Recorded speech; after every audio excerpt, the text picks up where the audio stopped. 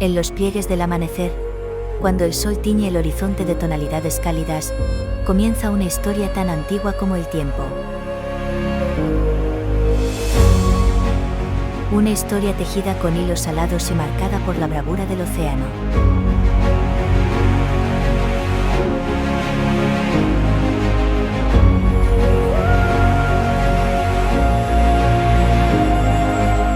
Bienvenidos a un viaje a través del alma de aquellos que han vivido y viven de la mar.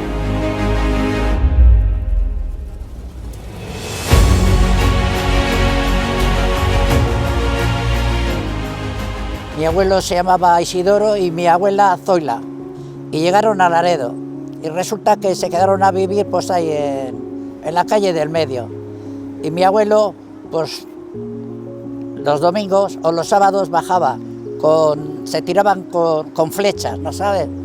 Y resulta que por eso nos llaman los flecheros. Mi padre fue patrón, fue motorista, y mi madre era del Valle de Liendo. Y bajó a Laredo y mi padre la vio y le dijo: esta morena tiene que ser para mí. Y se casaron, tuvieron 5 hijos, mi hermana Mari, mi hermana Juani, luego fui yo, Manoli y José, ¿no sabes?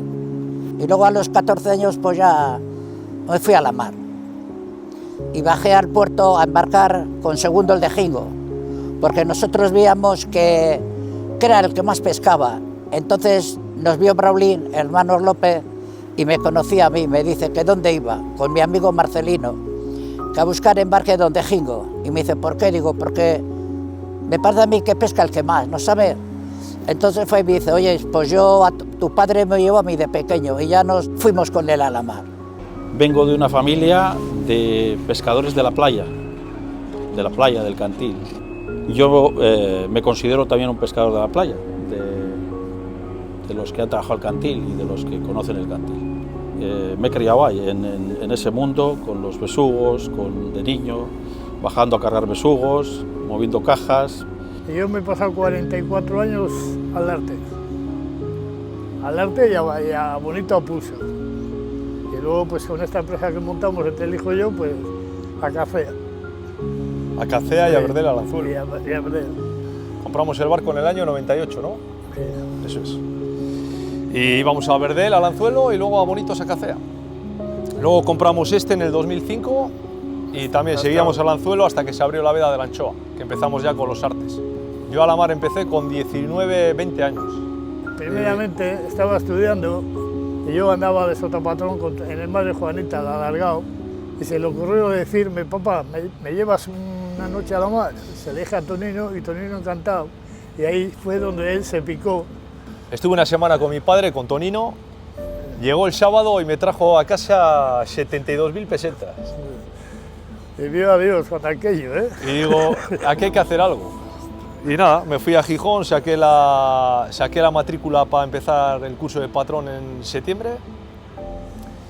Y luego pues eso, estuve con Tonino un verano yo, luego estuve en Colindres 3 años en la mar, en el San Roque Divino y en el Amparo Mari. Y luego pues nos metimos de cabeza en el patrón.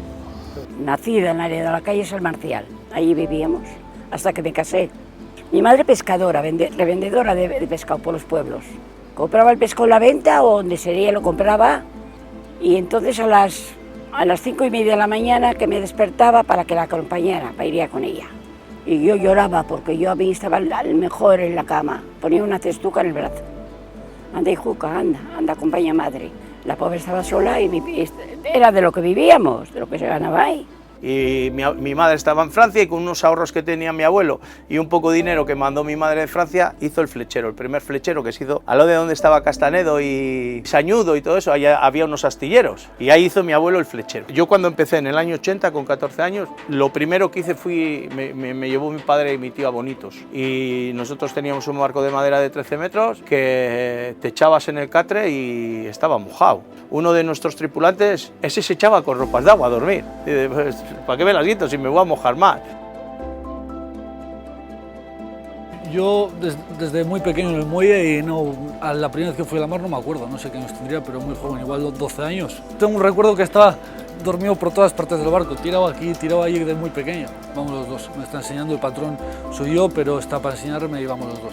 Con 14 años estaría por ahí por el muelle y en vacaciones iba con mi padre a la mar. No sé, ver a mi padre y a mi madre trabajando, pues a la hora que estaba cosiendo, estaba con ella en el arte cuando salía del colegio, mi padre el fin de semana, con él en el barco, haciendo las cosas que tenía que hacer el fin de semana, y mi abuelo era patrón. Cuando aquello era patrón, pero gobernaba, el armador era de tierra. Mi padre también empezó siendo patrón y armador de tierra.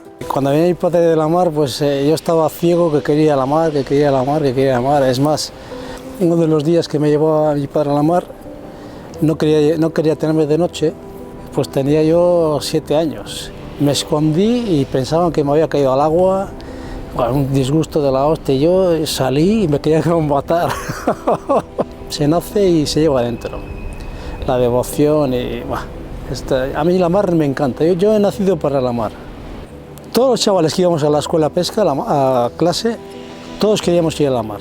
Y estábamos deseando de tener 15 años o 16 para ir para meternos ya de lleno en la mar. He estado en la mar 49 años. Pero yo cuando me quedé con el barco era de madera, hecho en Lekeitio.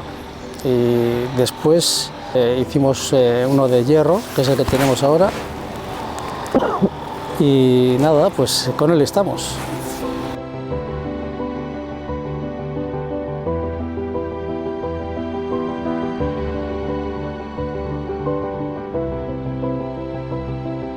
Los barcos pesqueros, testigos silenciosos de las diferentes épocas, se mecen en el abrazo del oleaje. Han sido protagonistas de vidas dedicadas a la pesca, un oficio que va más allá de lanzar las redes al mar.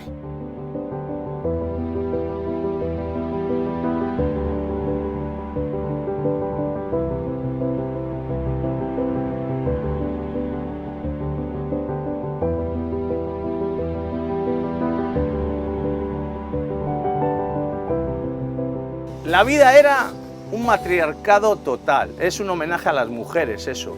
El trabajo de las mujeres consistía, primero seleccionarlo, luego venderlo.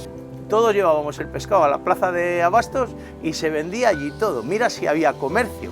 La gente de Laredo tenía la facilidad de comprar el mejor pescado de bote, que siempre se le llamó de bote, a precios inigualables, ¿sabes? Pero traíamos salmonetes, cabrachos, fanecas, merluzas, salvareos, rapes, gibiones, pulpos. Tú venías de la mar, lo cargabas, subías por las escaleras antiguas, que no había plumas ni grúas, cogías las cajas para arriba, pim, pam, cajas de 20 y tantos, 30 kilos, aquellas de madera, para arriba, cogías 7, 8, 10 cajas de pescado. Esperábamos en el muro a que traeran los barcos de Andarroa, gallegos, de todas las partes, que venían con el bocarte. Y estábamos todas las que hacíamos las obligaciones. Subíamos las escaleras con los cestos que pesaban más de 50 kilos, más. Por eso digo que si por trabajar habrías muerto. Yo que trabajo como una negra ya estaba muerta. En carros lo llevaban ellas. Tenían una fuerza, eran maravillosas. Y después de seleccionar el pescado, de vender el pescado, de preparar lo que sobraba, etcétera, etcétera, ya llegaban a casa y comíamos todos juntos. Cuando aquello había más amistad en la familia y todo. Todos a comer a la hora. Ahora viene uno que tengo prisa, ahora viene otro que tiene prisa. Ellas seguían trabajando porque luego por la tarde los hombres echaban la siesta y ellas estaban cosiendo las redes en la campuca que había allí, en la nevera. El que se crea que la pesca es un patriarcado está equivocado, es un matriarcado totalmente, totalmente. Pues todos estos barcos, en los años 70 y 80, todos teníamos 3 o 4 mujeres que nos hacían las cosas de tierra. Las rederas, hábiles tejedoras, entrelazan las mallas con la destreza de quienes conocen cada ola. Sus manos dan forma a historias de esfuerzo y subsistencia.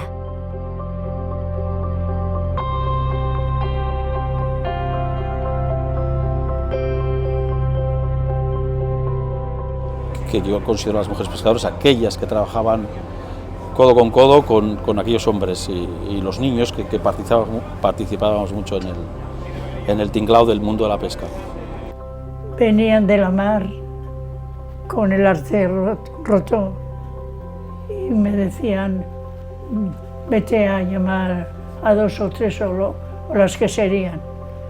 Iba yo y las llamaba, llegaba a la costera y me daban un bonito. Con eso me pagaban y yo feliz. Yo era feliz porque era la primera, si había una, era yo. Fredo Gallo tenía a la mujer, a la cuñada, a la hermana, tal y cual, ¿no? Fredo Gallo. El policía Tomás y Genio tenían a las 2 hermanas. Juanito, el reinuco, tenía a Tere, a la mujer y a la hija, y a Juanjo, a su hijo, que también iba a la mar. El Madre Odulia, un barcuco que atracaba ahí casi en la Rampa Vieja, que ahí estábamos todos con los muertos, ahí, bueno, todos estábamos por ahí. Los muertos son los fondeos, donde amarramos al fondo con una cadena y un chicote. Sí, yo iba con mi madre, salíamos de aquí, con unas heladas, un frío, Tinuca, un frío que hacían, yo iba en zapatillas, y hacían los pies de las heladas que había en el suelo, clac, clac, clac, clac, la nieve que había en la helada. Corriendo, a la hija, vamos, pues iba mi madre aliendo, y mi madre cogió una caja de chicharrón, y a mí con una cestuca en la cabeza. Y decía yo, ay mamá, todavía no llegamos al pueblo. Dice, calla hija, calla, llegamos. No vendió ni un chicharrón liendo. ¿Qué hizo mi madre? El liendo. A Lugadejos, ¿sabes dónde es Lugadejos? Ya lo dice ello. Hoy habrá carreteras para subir. Subimos a Lugadejos por un camino, todo a veces el castillo, todo cuestas. Cuesta. Llegamos a Lugadejos, nunca se me olvidará. Había una criuja. Y estaba la de Llama, la abuela de este niño de Llama. Llegamos y a la entrada del pueblo tenía como una finca muy buena. Se le veía una señora poderosa, se le veía con temperamento. Tocó una campana, ticlin, como le ves en las novelas, en las revistas de cine. En la entrada que tenía una campana, y venía la gente. A ver, a esta pobre mujer que ha subido por todo el atajo con el pescado, y todas tenéis que comprar. Eso sí, leche me daban. Y luego a mi madre la dirá, alubias, harina, chorizos, morcillas. Bajamos de Lugadejos, lo vendió todo. Bajamos de allí a tope cargadas. Mi madre bajaba más contenta que si le había tocado la lotería la pobre. Con una rodata cogía una toalla, una servilleta, hacía una cabecera aquí y la aquí. Y yo en el brazo. Si había aceite para echar un refrito, se echaba. Y si no, se cocía, se tiraba al agua y al buchi. La botella de vino encima de la mesa, que no faltara. Entraba pescado, como no llevaban comida, asaban sardinas, chicharrillos, lo que pillaban. Si tenían la lija, la asaban también. Que era muy rica, porque tenía un sabor mucho a pescado, muy rica. Ahora ya no te quedas varado, antes tenías que esperar a las mareas para salir, para entrar, etcétera, etcétera. Y los temporales que hemos sufrido allí dentro y todas las mujeres y todos los hombres de guardia por la noche por si se rompían las cadenas de los barcos para subir los barcos por las rampas y bueno. Le dejabas, en invierno a mí me ha tocado 3 o 4 noches, toda la noche cuidando el barco dentro del puerto. Daba miedo aquello, ¿no? He mirado el parte en páginas que nos dice los tiempos que vamos a tener y lo voy a dejar hasta lunes porque el domingo nos da mal tiempo. Antaño, o sea, años atrás, pues eso no lo veían. Pues llegaría el domingo, oiga, está mal tiempo y no podemos salir, y no saldrían y tendrían que estar allí. Los palés, cuando aquello no habría palés, no cobraban por palés. En las cajas no había limpieza de las cajas. Cuando aquello no nos cobraban la limpieza de las cajas. Pero todo lo demás de lo que se vendía en aquí, el que es del área del 2,5%, igual que antaño. La costa del Bocarte para mí es la que más me ha gustado. Salías un lunes y hasta viernes no volvías, bueno, no volvías a Laredo, o sea, a casa. Salías, ibas allí a la costa francesa y estabas ahí hasta el alba, hasta el amanecer, y luego ibas a vender al puerto más cercano, que sería Guetaria, Ondarroa. De unos años acá, no muchos, ahora 10 o 12 años, que se pesca más anchoa de día que de noche, y eso no sé a qué es debido, pero bueno.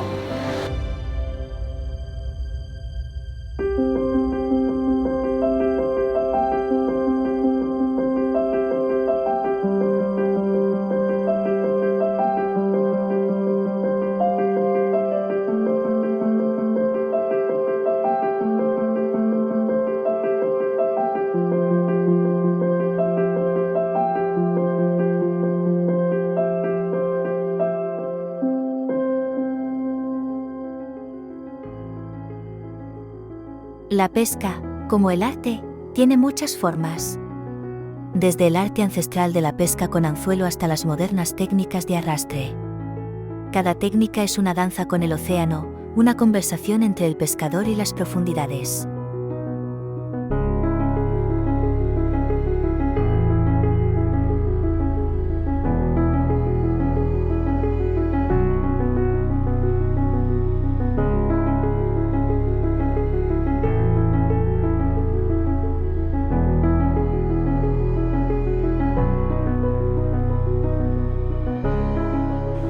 ¿Qué diferenciaba a unos pescadores de otros? Pues bueno, pues que unos trabajaban la costa y otros trabajaban el cantil. El cantil es la zona donde cuando te abres para afuera llega un momento que caes por el talud continental a fondos muy grandes, de 1000, de 2000, de 3000 metros. Esta gente llegaba a trabajar los 600 metros, 600 metros de profundidad, de 600 metros de profundidad para tierra, es lo que se denominaba trabajar la playa, trabajar el cantil, donde estaban los besugos, las lochas, besugos, merluzas, toda esa clase de pescado. ¿Cómo iban aquellos hombres allí? Ahora vamos con GPS, con plotters, con programas de pesca. La hostia, vemos el gráfico de la mar y del fondo de la mar en la pantalla, en los barcos. Ahora entras a un barco de pesca y es una nave espacial. Es una pasada verlo. Yo he trabajado eso más que el otro, pero lo otro, lo que trabajaban los antiguos, mis padres, mis abuelos, lo otro era más apasionante, más... ¿Cómo llegaban aquellos hombres allí si solo tenían un compás y un reloj? Pues llegaban con el compás, el reloj, las estrellas y el fondo. ¿Cómo sabían que iban a pescar allí? Ellos se imaginaban, por los vientos que había, se imaginaba la corriente que había allí, porque los vientos son los que mueven las corrientes, la corriente si era propicia o no era propicia para ir a una mar u otra. Los que más pescaban eran los que más acertaban en eso, los que más sabían en cómo acertar para ir a aquella mar, para ir a aquel sitio, a aquel punto. Claro, en los años 30, 40 pues no había ningún método, tampoco había métodos de balizamiento, ni sabías dónde estabas, sabías aproximadamente dónde estabas, porque eran más listos que el hambre, eran listos pero listos. Y claro, todo lo que cuando iban a las piedras donde ellos consideraban que había pescado, todo era con la vista, miraban tal monte y tal monte y tal, o sea, cogían referencias visuales en tierra.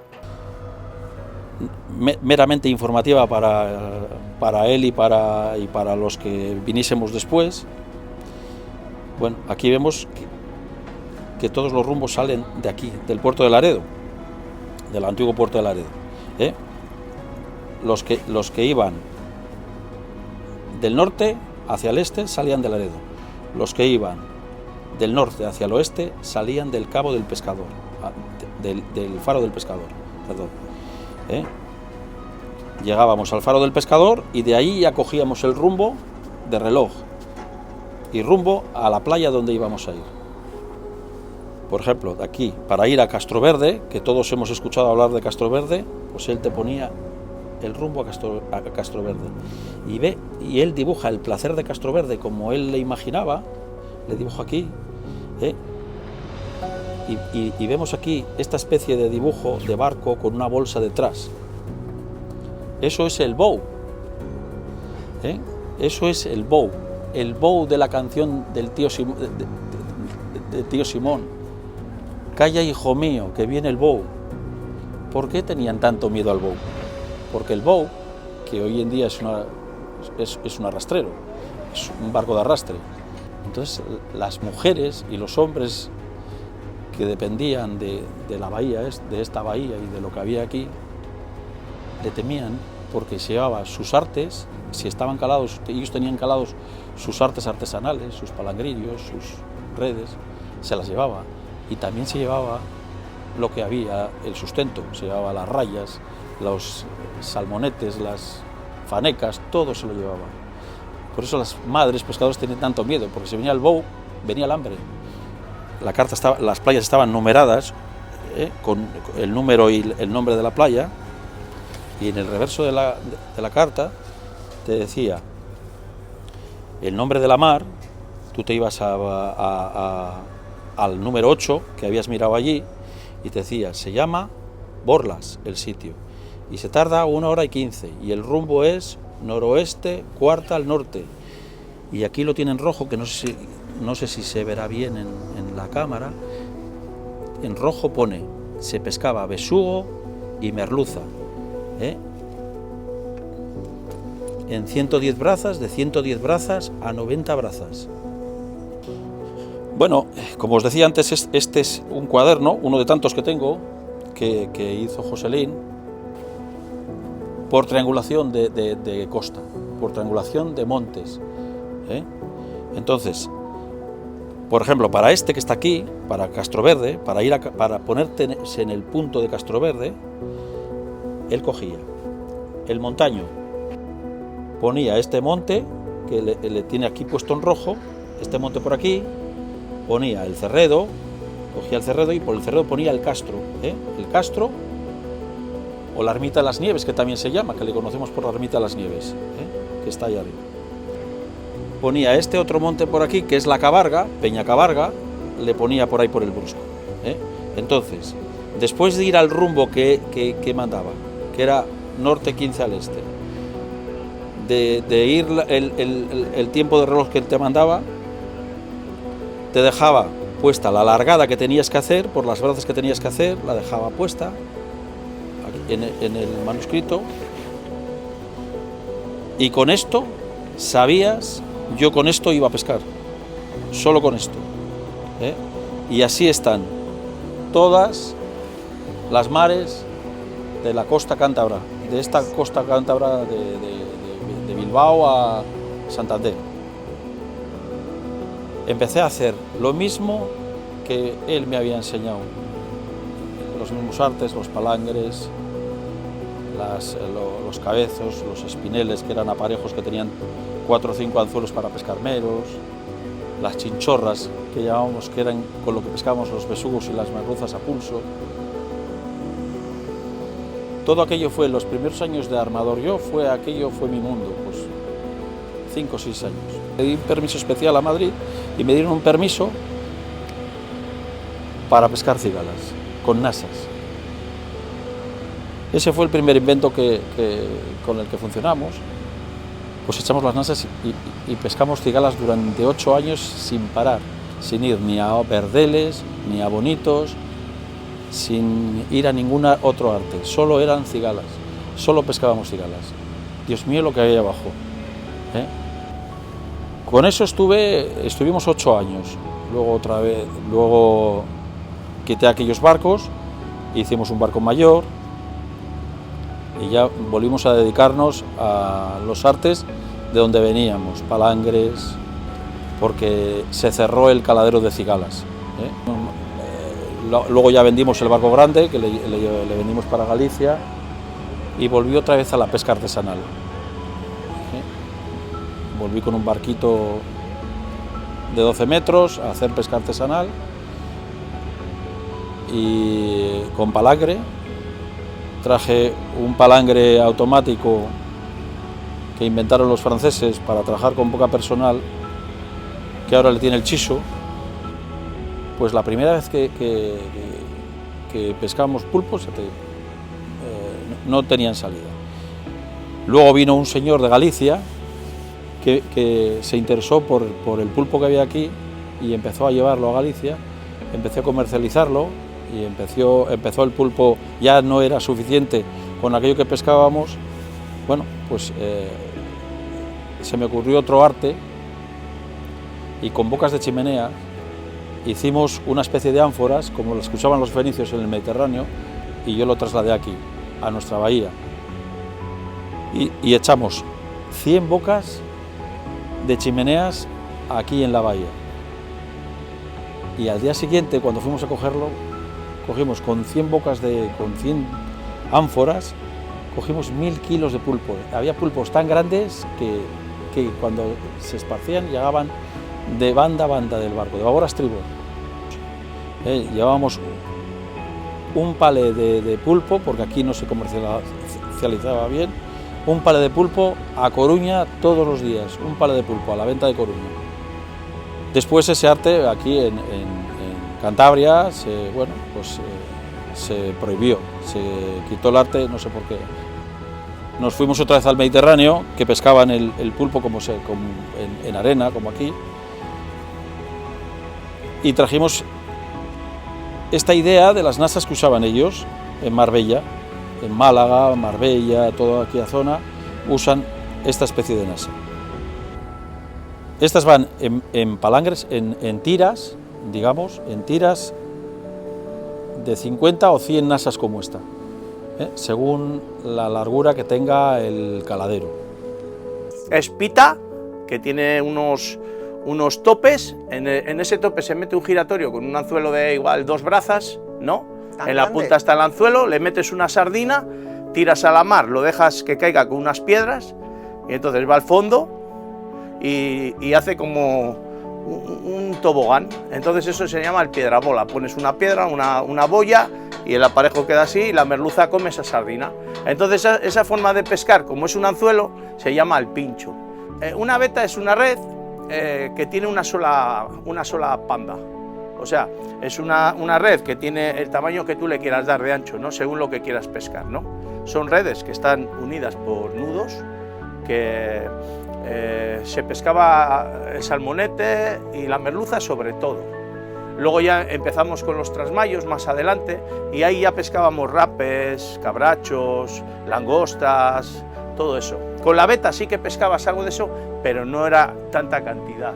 El trasmayo es un aparejo que tiene una malla central, por ejemplo, de 220 centímetros y luego tiene por los laterales 2 mallas más de 400 centímetros. ¿Qué quiere decir esto? Que tú cuando entras por la malla grande, un pescado grande, entras, la malla es grande, pero luego te pegas con una más pequeña y ya no puedes salir porque eso te ha hecho como un cepo y entonces pesca más, ¿sabes? Es un aparejo que pesca más que una malla. El de 3 mallas pesca más que el de una malla. Le utilizamos para el marisco, para la langosta, el bogavante, el rape. Bueno, pesca cualquier pescado, el lenguao, los peces planos, sobre todo, como son muy anchos, ahí es donde mejor se pesca. Y claro, el pez que no tiene nada en la... O sea, tú una lubina o un cabracho o un perlón que tienen espinas en la cabeza, según pegan se mallan y ya está. Pero hay peces que es muy difícil cogerles. Entonces el trasmayo es como una trampa. Todo es una trampa, pero el trasmayo es más eficaz. El bonito sí, como ahora, pero nosotros los señuelos son de plástico, son pulpitos. Ellos no, ellos tenían que ir al monte, coger panoja y unos hilos. La panoja la dejaban en lejía para que se pusiese blanca, luego con unos peines de alfiler que hacían, la peinaban, que se dice, para que quedaría como los octopus, y luego le amarraban un anzuelo. Pero, a ver, el método es el mismo, pita, que vayas caceando, el método es el mismo, ancestral, no ha cambiado. La cacea, la cacea. La cacea es la misma, unos carretes, bueno, ellos no tenían ni carretes, ellos en aquellos barcos, si echabas 15 aparejos, tenías que llevar 15 hombres. 15 hombres, ¿por qué? Porque metías en un cestito tu pita o tu cuerda, que había unos cordeles, y claro, te tiraba el pez y tú tenías que ir aguantando ahí con unos guantitos como pudieses hasta que el pez cansaba y luego tirar de él. Nosotros tenemos carretes hidráulicos por las bandas, que salga. Le frenas cuando crees que le tienes que frenar y le traes. El esfuerzo es las últimas 5 brazas, que es lo más fino, que es lo que traes tú a bordo, ¿sabes? Sin más, ya está. Mucha diferencia. Este barco, yo te digo que pescará en volumen de dinero, en capturas de pescado no, porque se pesca menos, pero por 5 barcos de antes. Mira si ha cambiado o no ha cambiado. Antes se pescaba más cantidad, valía menos, porque había mucho más pescado, se trabajaba mucho más, lo metíamos en cubierta, después de cubierta lo teníamos que poner a cubos, en cajas de madera. Cuando era diario, si era en primavera, lo tenías que echar en cubos y luego meterlo a la nevera para las rutas que no se estropearía el pescado. Ahora no, ahora es largas y lo que vayas a meter directamente lo metes a la nevera, lo matas con hielo, sale mucho mejor el pescado a la hora de consumirlo y en presencia y todo. Se ha cambiado mucho. El sistema que tenía la cofradía tenía unas telefonías de banda lateral si estabas lejos y si estabas cerca VHFs. Y luego hemos tenido ya un teléfono de estos que era una maleta que te ponías, que iba también no es que ahora que vea vía satélite, era por una antena también, pues si podías llamabas, oye, pues voy a entrar a tal hora con tanto. Pero si no, un aparato que teníamos, un UHF por el Canal 6, oye, Cofradía Laredo, ¿estás por aquí? Sí, pues llevamos tanto a tal hora. Y si estábamos a Bonitos, y arrancabas de los Bonitos, y decías, oye, fulano de tal, llevamos 10.000 kilos de bonito, entramos tal día. La meseta, lo único diferente es que ahora tenemos la cofradía a pie de muelle y antes teníamos que desplazar 300 metros el pescado a la cofradía y llevábamos en mesetas. Mesetas eran de 2 ejes que cargábamos en las cajas de pescado a la meseta y se dejaba para el comprador donde nos lo diría. Y a dar por caballo. Bueno, antes los barcos, comodidades muy pocas y los aparejos también eran más pequeños, incluso no había los aladores que hay ahora. El alador es un aparato que se va colgado de una grúa para alar la red. Y antes incluso había barcos que alaban los artes a mano, o sea, las redes a mano.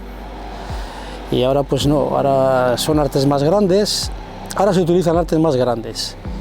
Por lo que he explicado antes, que a la anchoa se pesca más bocarte que de día, o sea, que de noche, perdón. Y por eso se necesitan aparejos más grandes, porque los bocartes tienen los ojos muy grandes y ven la red. Antes yo me acuerdo, porque me ha tocado, ir a la mar a bocarte y la gente iba en proa mirando al agua para ver los peces pasar, y cuando pasaban haciendo ardor, como decíamos y se dice, avisábamos: ahí pasa el pescado ahora, y se echaba la red y se pescaba el bocarte así. Pescaba a la vista y el de proa es el que mandaba a largar, y lo que no ocurre ahora es al revés. Ahora la gente no va en la cocina y hasta que no avisa el patrón que marca pescado, porque lo ve con el sonar a larga distancia, pues no, la gente no sale a cubierta. Nosotros somos el único barco que hay en Laredo grande de nueva generación, porque Tonino, Braulín, Panelo, todos estos vienen de tatarabuelos. Mucho, la mar ha cambiado mucho. Mucha, porque antes trabajábamos como los burros, ahora pues ya nos ves, ahora todos tenemos grúas, todos tenemos... Todo, la manipulación de los artes, la manipulación del pescado ha cambiado una exageración. Bueno, y en el puente ya lo veis, antes no teníamos sonares, andábamos con sondas de papel de mala muerte. Se andaba mucho a la vista también. Y la gente las anchoas se pescaban a la vista, de noche, viendo los ardores de anchoa y tal. Ahora pues nada.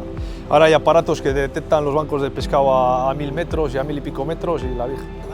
Ah, sí, bueno, pues sí, vamos a ver, el bocarte se mide en granos, es decir, los granos que tiene 1 kilo, ¿no? Y buen tamaño pues es 30 granos, de 28 granos, 27 granos. Ese es el que quiere las fábricas. Para la fábrica, ¿no? Ese es el que vale. Es un aparejo que va por la mar y si vas a cigalas tienes que hacer mucha sol, porque la cigala se entierra debajo de la balsa a 5 metros y cuando hace sol sale, y el lance era de 8 o 9 horas. No es como cuando íbamos a Merluza al arrastre, que de 2 en 2 horas salaba el aparejo, ¿no sabes?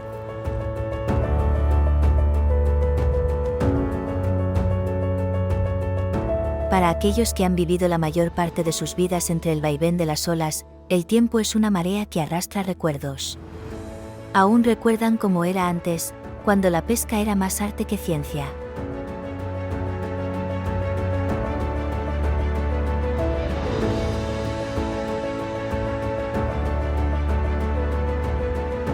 ahora te pegas una ducha, tal. No había mangueras para baldear los barcos, tenía que ser todo con cubos. En estos barcos artesanales estábamos un poco más atrasaditos que los de cerco, ¿sabes? En ese sentido.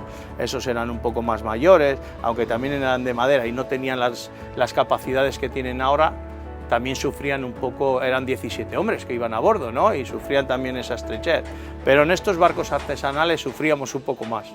Un poco bastante. Había un hornillo para comer, para calentar la comida, un hornuco, echabas cuatro alubiucas de vez en cuando, si cogías un bonito enseguida iba para la cazuela, etcétera, etcétera. No había mucho hielo, no había neveras fuertes, entonces no podías llevar mucha carne porque a los 2 días tenías que tirarla, con lo cual era un poco todo...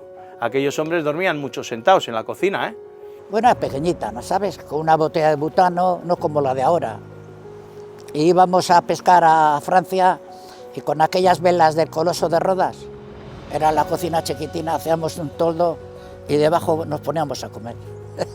Para comer, pues cocido montañés casi siempre. Y luego pues llegaba la época del bonito y nos regalaban un bonito. Y hacía pollo marino. Pues luego me ponía a cocinar, cenábamos y de noche pues a trabajar todo. Luego, cuando veníamos para tierra al otro día, pues me dedicaba a cocinar, ¿no sabes? Poner unos bocates cocidos o fritos con harina. Siempre había cosucas que se bajaban de casa, tal, cachuqueso, galletas, esto, el otro. Sí que había siempre café y agua, y bueno, y cervezas, mucho alcohol. En los barcos antes había mucho alcohol. Ahora bonito sí hay un cocinero. Luego, cuando estamos al arte, con la red el resto del año, pues... Cada semana se están 2, uno que cocina y un ayudante. Cuando andamos a la semana, más o menos se baja toda la semana. Y la semana siguiente, o sea, cada semana están 2. Y antaño también la cocina en algunos barcos, había cocinero, bueno, cocinero entre comillas, personas que hacían la comida en el barco. Y en otros barcos, pues cada día se ponía uno. Bueno, se come... antes no se hacía comida en el barco. Bueno, se hacía cuando ibas en las costeras a abocarte, cogías víveres para una semana, pero aquí entre semana entrabas y salías todos los días, bajabas la bolsa de casa. Lo primero que te ponían, buenos garbanzos y buenas alubias, y sí, cuando había así algún pez raro también lo ponía así con patatas y eso. No. En la mar siempre ha habido muy buenos cocineros, ¿eh? Se ha comido muy bien en la mar siempre. Y cuando aquello, yo recuerdo cuando fui a la mar, que en un saco de esos de patatas se metían el tronco de la borona y eso era la colchoneta, no es como ahora, joder. El hijo me iba a comprar una colchoneta para la mar que le ha valido 200 euros para dormir. Cuando aquello dormíamos... Y las ropas de aguas no era como la de ahora, ¿no sabes? Pero ya te digo, ahora es muy diferente, ¿entiendes? Eran de hierro, no se quejaban de nada, eran fuertísimos y luego tenían un corazón grandísimo, eran nobles. Luego se iban para tierra, habrían pescado más o menos, se iban para tierra, tomaban 2 minucos donde Litucas, o en el Miguelón, o en el Noche y Día donde Paco, y no paraban de cantar. Con lo poco que tenían, eran súper felices. Luego iban a casa, tenían 6 o 7 hijos, todos 8 hijos. Y ahí va, un puntazo. Yo no he visto a mis abuelas infelices nunca, y a mi madre tampoco la he visto infeliz. Ellas sí que trabajaban mucho más que nosotros, muchísimo más. Te lo digo y te lo confirmo y te lo rubrico donde tú quieras, te echo 4 firmas si quieres, pero infelices no vi nunca. Y luego teníamos la costumbre de todas las tardes asar sardinas y bonito o algún pescado en la bodega. Y luego me decía Nana, por las mañanas, cuando veníamos en verano, coge sardina y vete al Guti, ¿sabes? Cuando aquellos asaban sardinas por allí. Iba yo y encendía el brasero hasta que subirían ellos allí, todos con el purrón del vino y sardinas, bueno. Y ahora la gente se queja, que el vecino fríe y el otro churra. Y cuando aquello, en la Pola Vieja, todo el día estaba asando sardina. El Somera, yo vivía en la Rayosera de soltero y bajaba y eran las 7 de la tarde y estaban asando sardina. Y ahora la gente se queja por todo. Gente muy fuerte, con un corazón muy grande, pero fuerte de verdad, ¿eh? No te estoy diciendo fuerte por... No, fuerte de verdad. Tenían lo tenían bien preparado, era gente de ley, que no se achicaban con nadie ni con nada, y mira qué barquitos tenían, y ellos se iban para allá, para el bonito, donde haría falta. Y siempre le decía yo a Segundo, mira, ahora arranca uno para tierra, mira otro más, y me decía, ¿y el coño de tu hermana no arranca? La entrada estaba cegada de arena por la playa, igual a cada 2 años nos venían y nos bajaban a dragar la entrada, y luego te metías dentro del puerto y también se quedaba varado el barco. Y siempre, por eso te digo que los barcos de madera, estos barcos no pasaría nada, porque son de hierro, no se resiente, pero aquellos barcos estaban, a la hora de entrar por la punta del puerto, pegabas abajo, le llevabas a rastras y los barcos se resentían mucho. Tenía mala entrada, pero también la estancia adentro, de media marea para abajo, se quedaban varios en arena y había 2 rampas, la que tenemos ahora enfrente de donde está el carro antiguo.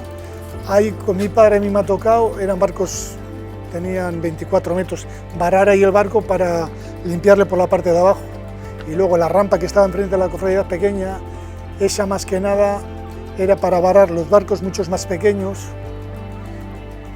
para limpiarlos por la parte de abajo, para quitarles las algas y limpiar, digamos, en las trainas o barcos como el de Rodrigo, barcos muchos más pequeños. Y por eso hacían la canción del tío Simón, que tiene una chispa que no se puede aguantar. Le gustaba un minuco y como no se comía, pues el vino que tomaba le hacía daño. Y era el que avisaba para bajar a la mar. A la mar todos. Tío Simón se murió y quedó Manini. Manini con la campanilla, anunciando que venían los barcos, la pesca. En los mercados, la pesca fresca se convierte en sustento para comunidades enteras. Cada especie, cada ejemplar, cuenta una historia de tenacidad y valentía en las aguas saladas.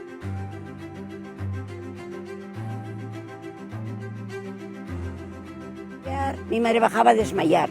Eran los barcucos más pequeños, entraban y se quedaban en la rampla, y echaban el arte para pescar, pero a veces se quedaban mallados en la red. ¿El qué? El bocarte. Se caía, y desmayar era quitarlos de la red, para que luego el arte estaría limpio para salir a la mar otra vez. Y me llevaban, y los armadores o lo que sea, bajaban un poco a muchos mayores, les daban una copuca de anís y eso. Yo era pequeña, pues nada, a chupar el dedo. Todo el día soplando la mano. Las redes estaban heladas, frías, venían de la mar con agua y con todo. Y iba salando la red como a veces ves tú que lo hacen los marineros. Y ellos lo hacían los pobres, arriba, y ponía, y a medida que iba subiendo, ibas quitando el bocarte y echándolo a una caja que había allí. Porque no podían salir a la mar con todo el pescado que tenían en las redes. Pero aquello era vivir a puro cojón. Y subíamos 4 bocartes y mi madre los cocía, que no había ni aceite para echarlos. Entonces, ese flechero largaba unos paños, digamos un cerco si quieres, pero la malla era un poco mayor. Entonces el bocarte se quedaba en la malla y tenían que venir a tierra, esas fotos que has visto en las rampas, y luego ahí bajaba toda la familia. Bueno, pues cuando llegaba mi abuelo, mi tía Jandra siempre estaba al loro, y mi tía Jandra era la que se encargaba de ir a llamar a toda la familia para bajar a desmayar el bocarte. Y mi tía Ángeles ya tenía a María Ángeles de 4 o 5 años, pero tenía a Maru, que era un bebé. ¿Qué pasó con Maru? La bajaba mi tía Ángeles y la dejaba en las redes que teníamos en las rampas, allí al calor de la red, toda la noche durmiendo y tapaduca. Y todos los demás de la familia desmayando los bocartes. Y había redes también. ¿Ah, sí? Para que se desmayaban los bocartes. Se metían los peces y tenían que bajar las mujeres al muelle a desmayar. Si no les sacaban por la cabeza, les sacaban por la cola. Es que iban pegados a la red. Al pasar, sí, se quedaban colgados, esos a desmayar. Ya. Pues las partijas, yo recuerdo que las hacíamos en los bares. Mi padre las hacía en el bar Faro, fíjate, en el bar Faro, cuando el padre de mi amigo Tati, el difunto Tati, llevaba al bar Faro, y su madre, ¿no? Y las hacíamos allí. Y otros las hacían en el Mazzantini, También recuerdo a mi padre hacerlas en el Miguelón, otros donde Litucas, ahí se hacían las partijas, y entre partija y partija, por Ronda el Villo. Cada barco tiene su forma de partir, ¿sabes? Esto es muy particular. Y luego cada barco, digamos que al tripulante, según el cargo que tenga a bordo, no le da lo mismo. Hay tripulantes que tienen cargo que cobran más, y tripulantes que no tienen cargo, que solo están a bordo porque es un tripulante más, que cobra una partija. Entonces, una partija es lo que te toca, como a todos los demás, el sueldo. Y luego, si te dan más, te lo da el armador. O sea, yo soy el armador del Pedro Flechero y yo quiero que Tinuca venga conmigo porque es muy buena pescando. Y te digo, oye Tinuca, ¿quieres venir conmigo? Que te doy media soldada más, media partija más. Entonces, eso sale de mi bolsillo, no sale del bolsillo de todos los demás, no. Eso es que yo he pactado contigo y yo quiero que tú vengas conmigo, y eso tiene un sobrecoste. El sobrecoste es lo que yo te doy a ti de mi bolsillo. Algunos barcos, por ejemplo, parten... Es que lo de los barcos es muy de cada cual. Por ejemplo, en Galicia hay barcos que pagan el gasoil. Aquí en Cantabria yo no he sabido de ninguno, ¿sabes? Hay barcos que se tienen que pagar la comida. Yo tampoco tengo mucho... De todas formas, yo ahí no me meto mucho, ¿sabes? No, es algo que no me incumbe y no me meto mucho. Más que nada sé por tripulantes que vienen de otros lados, que te cuentan y tal y cual, ¿no? Joder, aquí da gusto porque, bueno, pues se come bien, no sé qué, no sé cuánto. En tal sitio he tenido que bajarme la comida de casa, he tenido que pagar el gasoil. En algunos barcos, había barcos, por ejemplo, que en Laredo, que cuando se perdía un aparejo te lo cobraban, ¿sabes? Bueno, pues si querías ir ahí, sabías las condiciones, ¿no? Y luego si, por ejemplo, ese aparejo volvía a aparecer, te lo volvían a descontar, no sé qué. Bueno, cada uno, tú embarcas con unas condiciones, las aceptas sí o no, y ya está, y no hay más. Bueno, yo llevo haciendo cuentas de los 16 años, o desde los 17. No es como ahora algunos hacen transferencias, otros hacemos cheques a la hora de cobrar, y antaño no hace mucho, hace 15 años o así, todo el dinero ganado se bajaba a la bodega, se veían las pólizas, se cogía la mitad del dinero, o sea, se sacaban los gastos, después de sacar los gastos se hacía la parte del barco, y luego cada hombre llevaba en dinero a tocateja el dinero que le correspondía. Y mi madre, yo como niño que era, luego mi padre el hombre se dedicaba al barco, yo iba a casa de mi madre, pues mamá, esta es la parte del barco, y le decía lo que había hecho, y mi madre gestionaba el dinero que mi madre, cuando íbamos al chicharro, aquellos chicharros de invierno que se pescaban de 800 gramos, de 1 kilo, que luego los vendíamos aquí en la cofradía, y los amosquis, como tú dices, que nos tocaban, se llevaban a la plaza de abastos, pues esos amosquis es, digamos, la cena que te da a ti el armador para que tú lleves a tu casa 3 chicharros, por ejemplo, y tal. Pero también los amosquis, el que no quería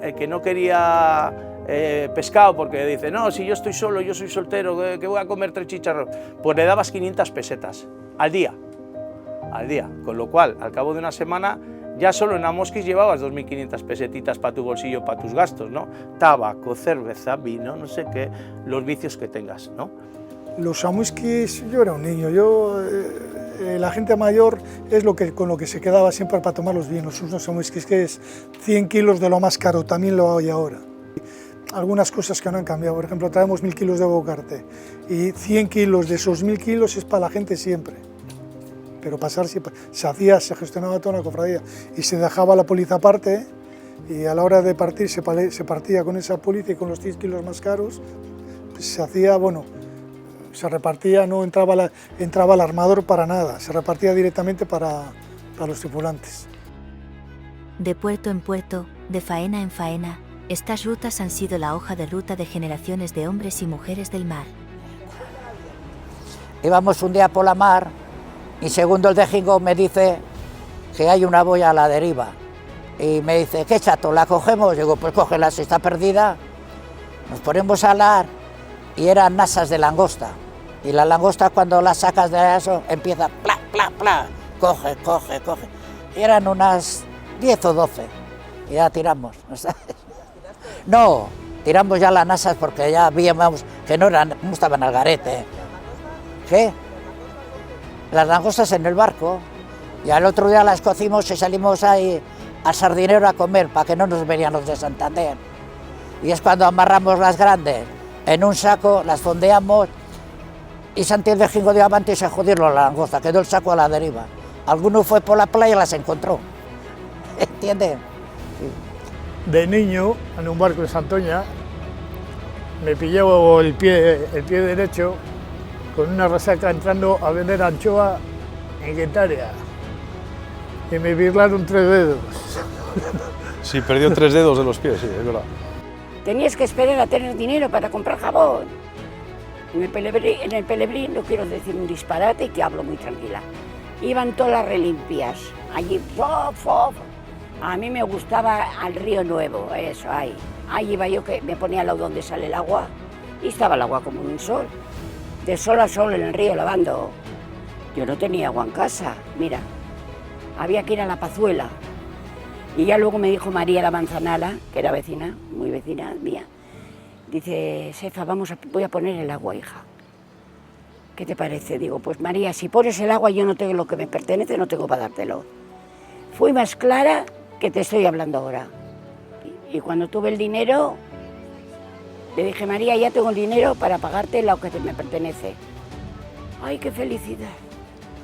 ¡Qué felicidad! ¿Cuánto estaba el agua allí que lavabas? Yo ya ni iba al río, y nunca no iba al río.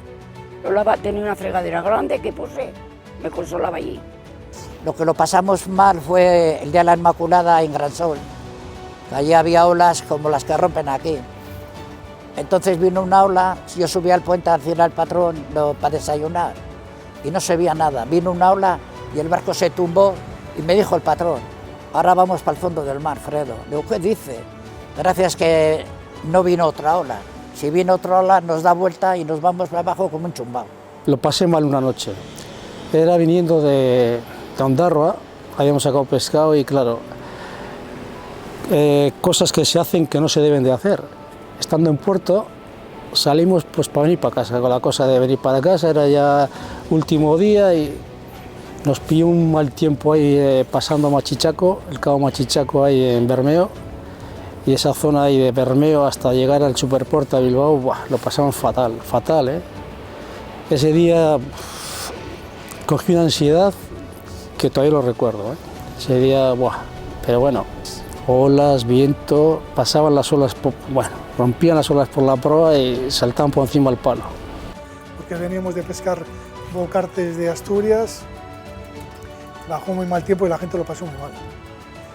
Aquel día la gente que se metió a poco agua arbolaba más la mar y lo pasó peor. Y los que, digamos, nos cogió en más agua no lo pasemos tan mal, pero la gente pasó un rato malo, ¿eh? Y luego pues íbamos a Coruña, ya sabes,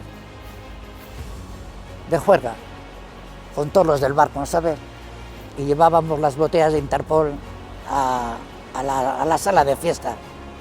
Y le dimos al camarero una bolsa y nos pedíamos un cubata, pero luego toda la noche llenando la botella de... Yo tengo un amigo ahí en el Anchove y le decía, bueno, va a empezar la costera y tenemos que subir a la ermita a echar una moneda. Y sí, verdad, subíamos ahí, íbamos a comer antes de la costera, ya quedábamos y tal, y íbamos a una ermita y echábamos una moneda antes de que empezase la costera. Y en Guetaria hay así como una cúpula que vas andando por la calle y a todos los que he preguntado, a todos los patrones de Guetaria, dicen, sí, Braulio, sí, hay la moneda sagrada, todos los años. O sea que en todos los sitios hay algo, hay cosas que se hacen, no se pueden decir, pero siempre hay algo, siempre hay algo. Yo he visto aquí un patrón, antes de la costera, venía con una botella, no sé qué tendía la botella, y la esparcía por todo el arte. Yo vivía encima de la cabaña, y sale la mujer al balcón y dice, oye, Fredo, no sé si señor, el padre de Segundo, que está para allá y para acá, para allá y para acá. Digo, ¡ay, va Dios! Pues sí es el señor José. Digo, señor José, digo, ¿qué? Y cuando aquí había costumbre pues siempre te daban cosas, ¿sabes? Y digo, pues subo a casa, y subió a casa el señor José, y sacó de aquel abrigo una bacalada, 2 latas de tomate, una botella de coñac de terry, una de anís del mono, unos espárragos. Y digo, ¿ha comido, señor José? Dice, no, digo, ¿quiere comer? Tengo lentejas y bogas con tomate. Y va, mete la mano al bolso y me dice, toma, que esto me ha dado Tomasa porque eres buena persona. Pues me dio 40 duros, de aquellos billetes de 20 pesetas. Y vino la mujer y me dice, ¿qué quería el señor José? Digo, pues esto, y me ha dado esto. Y dice, Julia, pues vaya persona más buena. Ya te digo, muy buena persona, Y la señora Tomasa también, Aquella mujer trabajó como una leona, Un día bajó al muelle y había nordeste, y se ponía el carro así. Y en eso que siento, socorro, miro, ahí va, el carro dio vuelta encima de ella. Pero señora Tomasa, ¿qué pasa, hijo? No se lo digas a los hijos ni a José, que luego me riñen. No, usted tranquila, que yo no digo nada. Si se lo digo a José y a los hijos, no baja más por muelle. Y era la primera que bajaba a coser el arte, la primera. Y cuando íbamos a partir también, iba segundo el de Gigo y me dice, ¿dónde vas, chato? Digo, pues a casa, vamos a tomar unos vinos. Iba a tomar unos vinos y siempre me daba una propinilla, Sí. Y Santi también, muy buena gente, de verdad, Me ha fascinado es cuando estamos por ahí fuera y ves ballenas, que suelen verse ballenas. Este año precisamente había por aquí unas ballenas ahí saltando y todo eso y nos llama la atención y vamos a verlas, es así. O sea, vamos a ver, coño, qué raro que verse aquí ballenas en esta época, en primavera. Bueno, me acuerdo hace ya muchos años que ya estábamos ya preparados ya para meter el zalabardo y un hombre se cayó la bolsa y todos se asustó. Y él, tranquilos, que estoy bien, tranquilos, o sea, y claro, no sabía nadar y decía, tranquilos, que no me pasa nada, tranquilos, o sea, que... Y decíamos, pero bueno, si no sabes nadar, ya, pero como sabía que no ibais a dejar que me iría para abajo, pues por eso os dije que tranquilos. Y tuvimos una vez un aviso de bomba, que en el barco había una bomba, porque de las echadas cogíamos hasta 400 cajas de besugo, ¿no sabes? Siempre íbamos saliendo, mi madre liendo. Había unos chalés que la compraban, les daba mucha pena, pero mi madre, le decían ahí la pobre mujer, y le decía, hija, ¿con quién vive usted? Dice, hija, que tengo 6 hijos. Mentira, que tengo 6 hijos, hija, y los tengo que dar de comer, tengo que salir para darlos de comer. Ay, la pobre, 6 hijos. Y luego cuando iba yo sola, aliendo, que solía ir yo aliendo, ya cuando mi madre ya había madurado un poco más y no venía, iba yo aliendo y me decía, ¿qué tal tus hermanos? Digo, bien, se han casado todos. Y era todo mentira. Pero yo tenía que llevar a la corriente a mi madre, que había dicho que tenía 6 hijos. Y luego, cuando iba con ella, pues íbamos saliendo. Si no vendíamos el liendo, pues nos íbamos a Oriñón. Si no vendían Oriñón, íbamos a Sonavia. En las casas, muchachucos como yo, se miraban. Y yo miraba aquella puta chaqueta, señor. Y decía yo, ve una chaqueta que me ha puesto mi madre, para dar lástima. Me ponía aquella chaqueta para que vería que éramos muy pobres. Digo, ¿dónde vamos a ir hoy, mamá? Dice, vamos a ir a Nates. A Nates, había que pasar por la Junta Botó. Y había unos niños más guapos. Me puse la bolsa aquella, el vestido, que tenía por aquí como un volante. Y me dicen, madre, quítate ese vestido ahora mismo, que van a creer que somos ricos. Quítatele. Digo, vale, mamá, ahora le quito. Me puse la chaqueta de remiendos encima, pero el vestido se quedó. Y cuando íbamos al pueblo, salía el niño que estaba ahí cuidando las vacas, me miraba como me miras tú. Iba yo con la chaqueta y me echaba así, para que me vería el vestido. Y tu mamá, Tomasa, en primavera,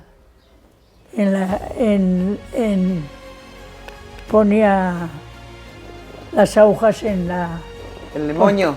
En el moño, porque venían los forasteros y por 4 mallas que le harías en un radeño, por 4 mallas que le harías en un radeño, igual te daban 10 duros. Cuando aquello, sí, a mí ya me han sabido dar, pues sí, darme y luego volver atrás otra vez donde mí y darme más.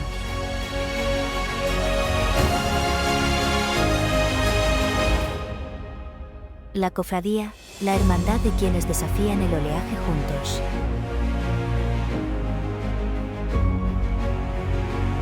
En sus reuniones, se comparten no solo las capturas del día, sino también experiencias, risas y apoyo mutuo.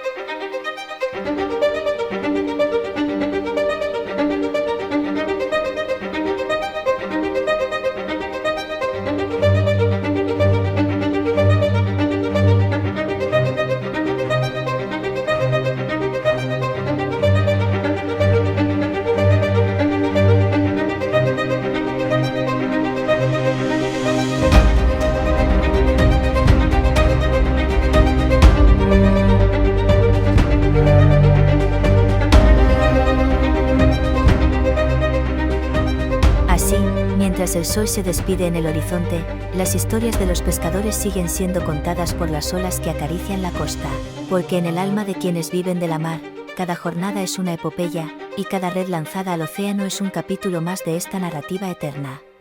Un viejo pleito en Laredo por el uso de unas redes de pesca que, según decía el denunciante, eran muy estrechas. Al pleito unieron un trozo de la red en cuestión, lo cual nos permite conocer con exactitud cómo estaban realizadas allá por 1830.